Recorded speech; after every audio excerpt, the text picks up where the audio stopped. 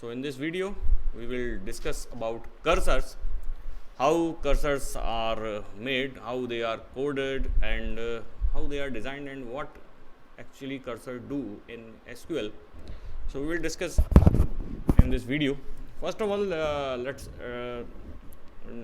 let me define about the cursor. Cursor actually, whenever a query runs, whenever in SQL the query runs, it allocates a memory area. It creates a memory area that is called context area, and cursor is a pointer to this area. Means it points this memory location. What memory location? That is created by the query. When the query runs, the area that is created by a query, it points that area, that memory location, and contains cursor contains all the data that is needed to process SQL statement. Also, it contains all the information of the select statement. Means when you run a query of select star from or select fields from this table and this table, and then the output, that output it is contained by cursors. So there are two type of cursors. First one is implicit cursor and second one is explicit cursor. And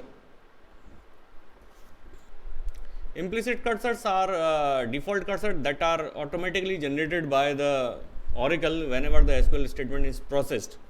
So these are implicit cursors, and in implicit cursor there are four type of processes, that is star found, is open, not found, and a row count.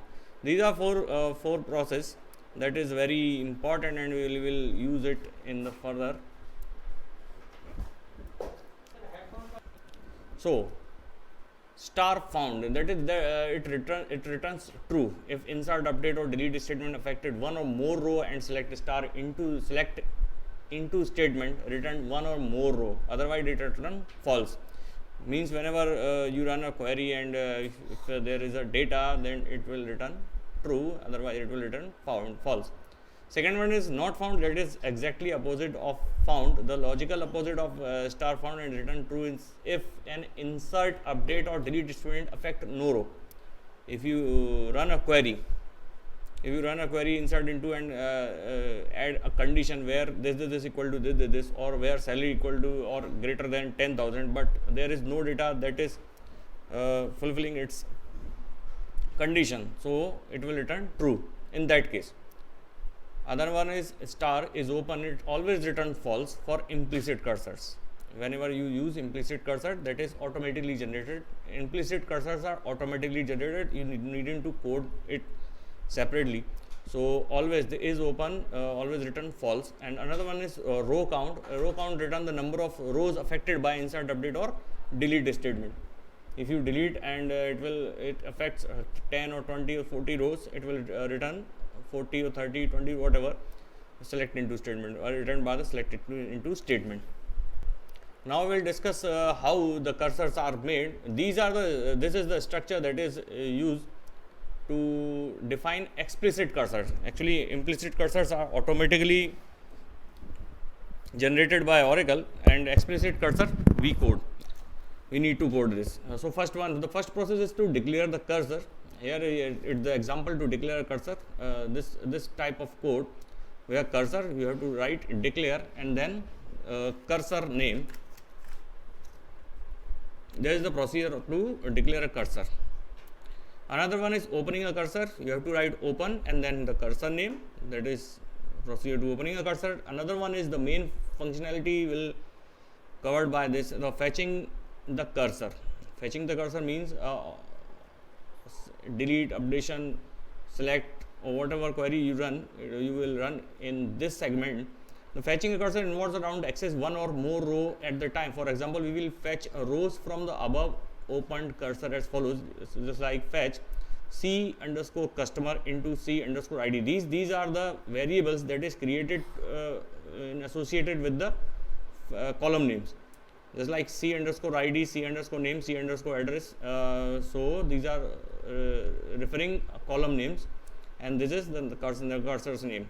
Now another one is, the last one is closing the cursor, close and then cursor name. This is the procedure to declare and run and fetching and then closing a cursor. So now we back again on the SQL command line, and now I will connect it by system username, and here I will show you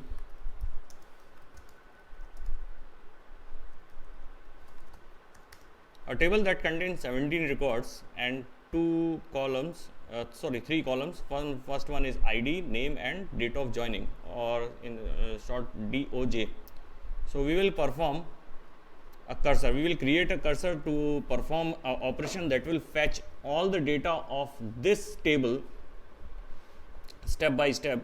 So we will create a cursor. First we will write down all the code of the cursor into a notepad file, and then we will save it by SQL extension. So I create a notepad file here. So as you can see, it is blank. I named it cur1.sql, and now start with the declaration of cursor. First I have to declare the declare keyword, and then now there are 3 things we need to declare. First one is the cursor name, and I need 2 variables for my 2 fields. As you can see in this, there are 3 fields actually, and out of which 2 fields we will use. So I need 2 variables. So I declare v underscore name as the first variable for join data. Join data is my table name, dot name is the column name, and this type. Okay. Another one is v underscore doj. This is the variable name. You can take any variable name, not only v, but you can take any variable name, x, y, z, a, b, c, whatever. So now join data dot, it will refer to doj column. So join data dot doj, and then its type percentage and then type. So here the declaration of for the 2 columns has been made, and now I need to declare the cursor's name. So cursor name, I will take it CURSOR. You have to write down cursor, and then its name I write down C1 at cursor's name, and you have to write is. Actually this is the actual syntax for creating a cursor and then cursor name and then is. Now the first step has been completed. Now we have to move to the second phase, that is select name, then doj from join data. So here we are declaring what work we had to make it done by the cursor. So I have to fetch name and doj by join from the join data table. So I write down select name comma doj. These are 2 fields from the join data table. We have to fetch all the records from this table. So this function we have to make it done by the cursor. Now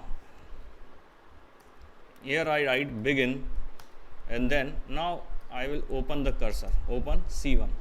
The second step is to open a cursor, open C1. I open the cursor.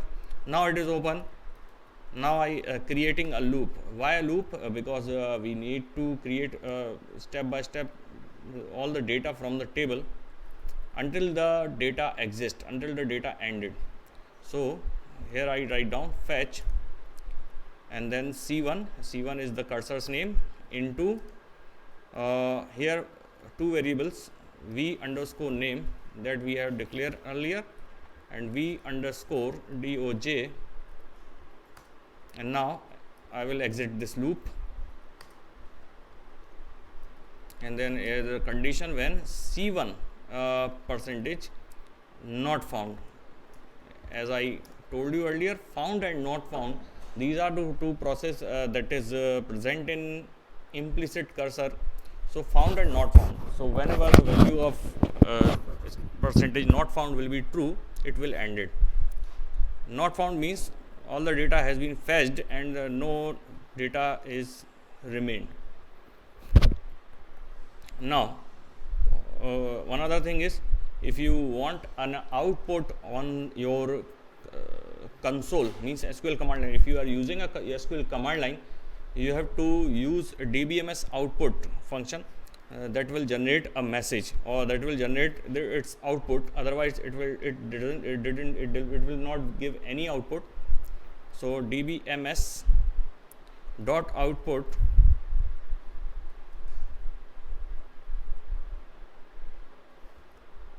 underscore put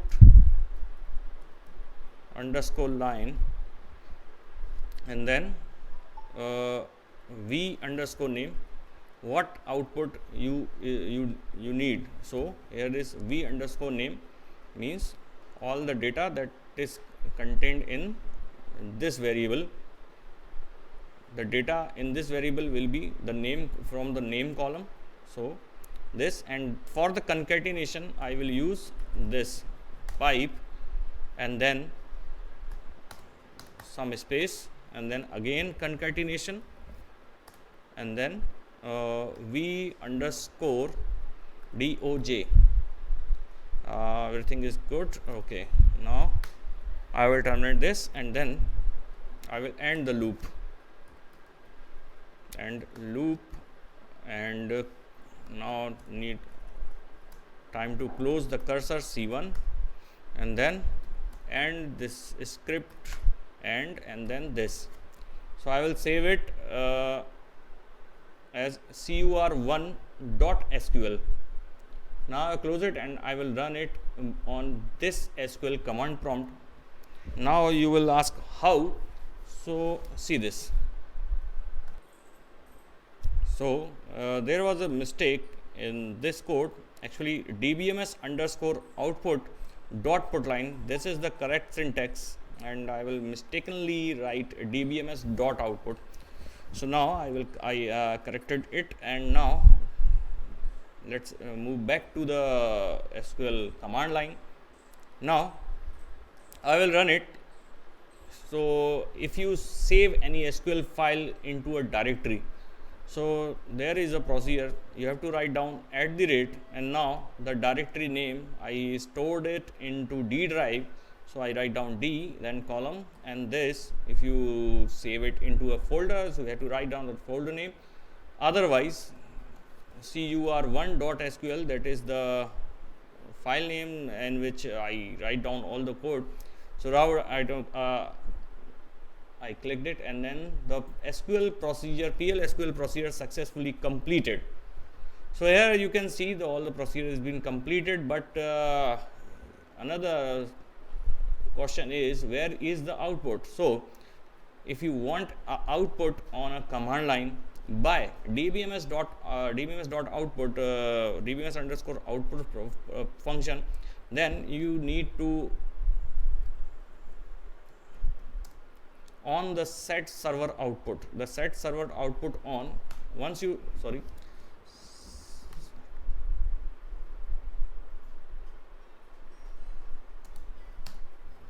once you set the server output on, all the output that is generated by dbms dot output, dbms underscore output will be shown here. Now right now I again running this SQL, and then you can see it has fetched all the data that is stored in this table, and these both the columns, name and date of joining, DOJ column, the data from both the columns has been fetched.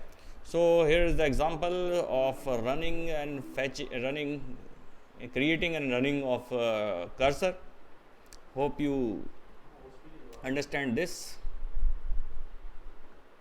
If you like my video, then subscribe my channel, and thanks for watching.